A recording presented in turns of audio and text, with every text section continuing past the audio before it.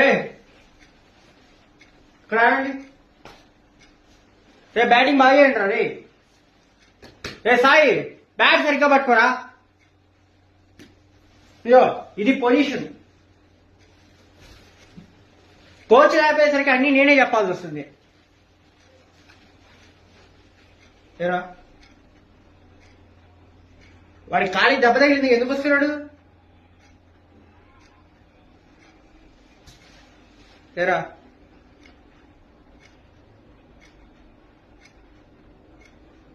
Match లో ఆడిపించుకోవాలా? అరే నీకు ఖాళీ చూసావా, దెబ్బ తగిలింది.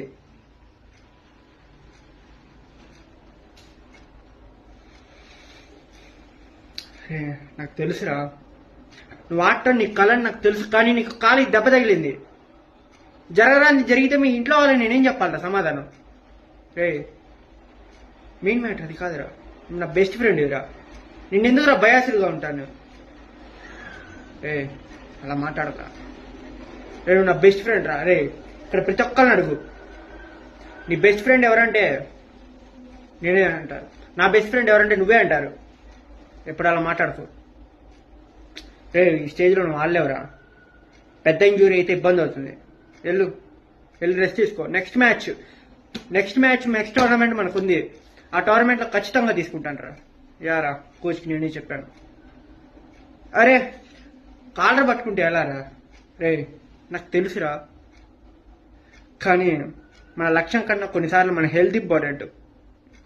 ఈ మ్యాచ్ కాకపోతే నెక్స్ట్ మ్యాచ్లో ఆడతావు, కానీ నీకు ఏదైనా జరిగితే మీ ఫ్యామిలీయే కదరా, నేను తట్టుకోలేను. జాగ్రత్త.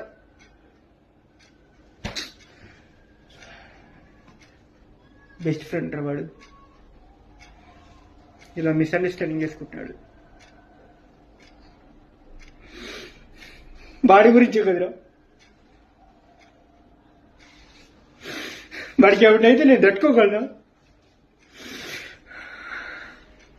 It's okay. రే జాగ్రత్త రా. తిడుతున్నాడు. Let's go boys. Next match మనం ఎలానే గెలవాలి.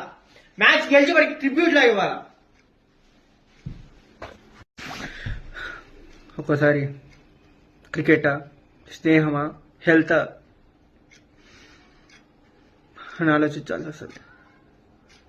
వాడు హెల్తీగా బాగుంటే నెక్స్ట్ క్రికెట్ ఆడొచ్చు, గెలవచ్చు. కానీ ఆ విషయం వాడు అర్థం చేసుకోవట్లేదు. వాడికి ఎంత బాధ ఉందో తీసేశాడని, నాకు అంతకంటే ఎక్కువ ఉంది. కానీ ఏం చేస్తాం, జరగడానికి జరిగితే అప్పుడు ఇంకా ఎక్కువ బాధపడాలి. ఐఎమ్ సారీ రా.